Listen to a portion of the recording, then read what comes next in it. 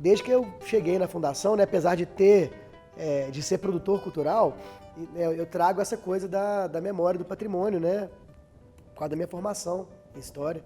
Sempre com esse olhar, né, da memória do patrimônio e também olhando o tanto que os centros culturais atuam nessa área da memória do patrimônio e do tanto que isso é importante para a cidade.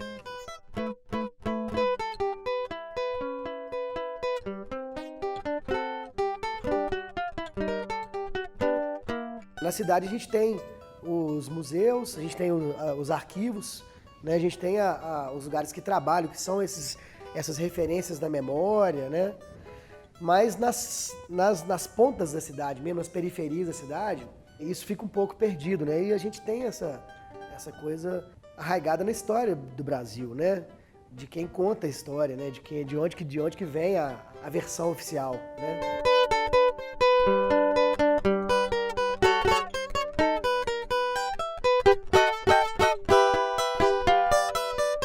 Então, Belo Horizonte, eu acho que é uma capital muito privilegiada por ter esses equipamentos, né, espalhados nas 9 regionais da cidade, que são equipamentos que preocupam com a versão, com a outra versão da história, com o protagonismo dos grupos locais, dos artistas, das expressões locais. O Centro Cultural, ele não vem para oferecer a cultura, ele vem para inventariar a cultura. A cultura está na cidade acontecendo, ela está aí pulsando, ela está aí efervescente a cada dia mais, né? Cada centro cultural, ele tem a sua forma de trabalhar a memória, né? Que é de acordo com a comunidade que ele está. Apesar de a gente ser uma rede que trabalha em cima de projetos, né, que dão esse guarda-chuva, né, para essa rede de centros culturais, cada centro cultural tem sua peculiaridade. Ele precisa observar dentro da sua comunidade qual que é o foco, onde trabalhar, o que ele registra.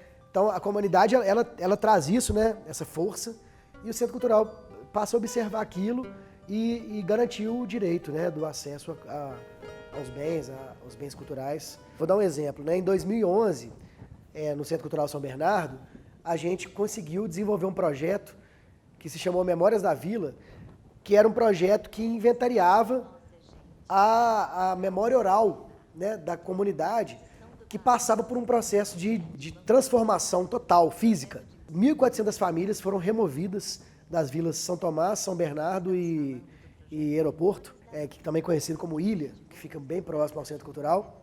A gente entendeu que era fundamental registrar aquele momento, né? A gente não podia fazer nada do ponto de vista físico, né, de manter ou tirar, mas a gente se sentiu na obrigação de registrar aquele momento, né? Aquilo ali era uma coisa muito forte dentro da comunidade. Um momento que a pessoa que ficou teve todo o seu referencial transformado. E a pessoa que foi embora, principalmente, né? Então a gente começou a perceber que algumas pessoas começaram a morrer, né? As pessoas mais idosas, outras pessoas com casos de depressão muito fortes, né? E assim, quem que contaria aquela história? Quem que registraria aquela história? A gente entendeu que o Centro Cultural estava nessa centralidade, ele precisava de registrar aquilo. Então é essa a importância dos centros culturais nesse trabalho com a memória, né? De observar, de dar sentido àquilo, né? Porque toda história, né, como diria Jacques Legoff, né, toda história tem importância, né, na criação da memória social. Toda história. Esse projeto foi concebido em um momento de transformação na região norte, sobretudo nas vilas São Tomás, Aeroporto e São Bernardo. Seu objetivo foi catalogar as memórias e permanências através de depoimentos dos agentes envolvidos na história dos bairros. Em 2021, a gente conseguiu, dentro do projeto Territórios Criativos, que é um projeto que tem recurso, né, para a criação de ações muito importantes nesse contexto, a gente conseguiu fazer meio que um apanhado da vivência com a memória e patrimônio de todos os centros culturais e trazer isso para uma centralidade, com o sentido de divulgar esse trabalho diário que acontece nos centros culturais. Porque a mostra nada mais é de um momento de confraternização de tudo que acontece no cotidiano. Todos os dias que você for ao centro cultural, você tem a oportunidade de deixar seu depoimento, a oportunidade de ter uma experiência com algum grupo local de tradição. Né? Então, o que foi feito ou acesso mesmo a coisas que a gente não tem muito, né? Que é saber a história do seu bairro, da sua localidade. Meu bairro, quando eu fui para lá, tinha boi, cavalo pastando, né? Meu lote também era pasto, porque não tinha cerca, né? E hoje não, hoje está diferente. Naquele tempo nós não tínhamos nem linha de ônibus, hoje nós temos várias, né? A água canalizada não existia. Existia muita água canalizada no Palácio. Na Praça da Liberdade tinha água. Quando eu comecei a trabalhar em 65, muita gente comprava máquina, mas não tinha água em casa. Caiçara, Santa Efigênia, Santa Teresa, Serra, não tinha água. Nos casais, normalmente, 5 filhos era pouco, né?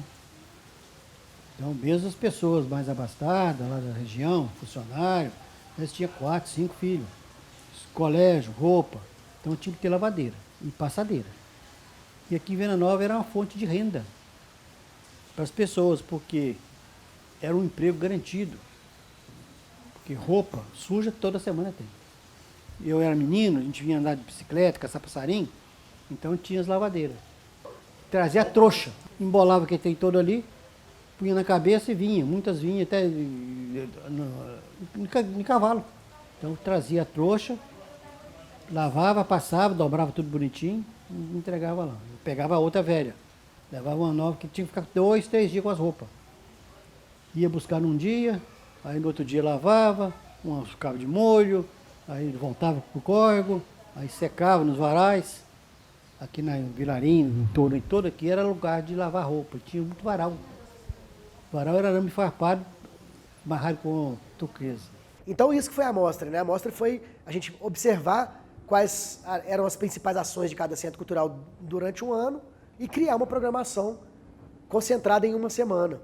E isso foi muito bonito, porque a cidade inteira viu a força que esses equipamentos têm. A cidade pôde ver, por exemplo, o Grupo Rosa do São Bernardo faz uma ação muito, muito grande que acontece ali. E ela pôde participar de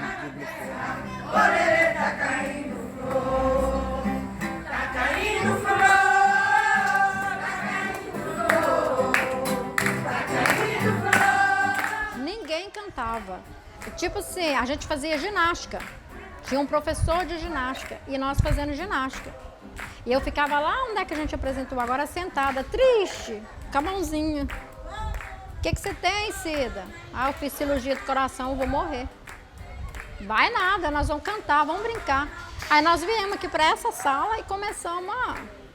E aí a gente, uma canta uma música, outra canta outra, as músicas de antigamente.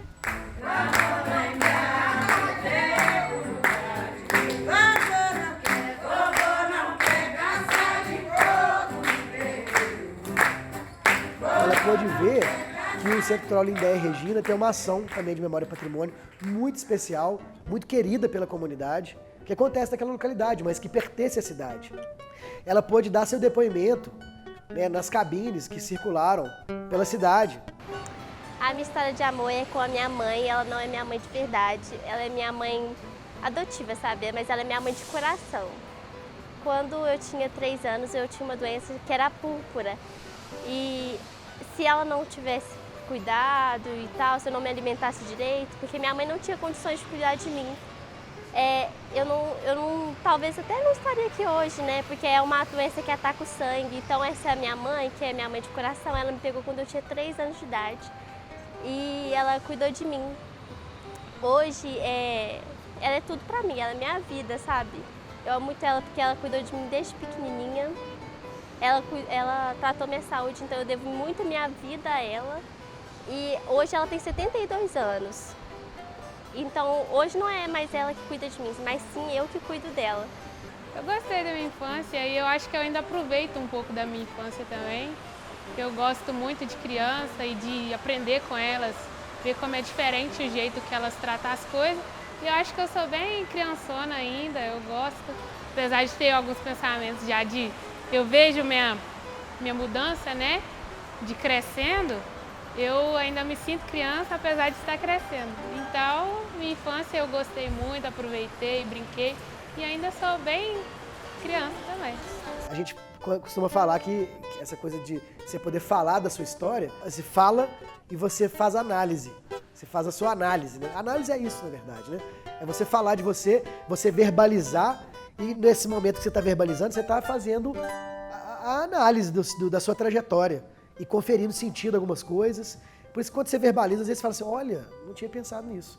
Então essa é a função também desse trabalho, né? As pessoas imprimirem sentido no que elas estão, na vivência delas, no que elas estão fazendo, e se sentirem parte da história, né? Se sentirem sujeitos e construtores daquela história.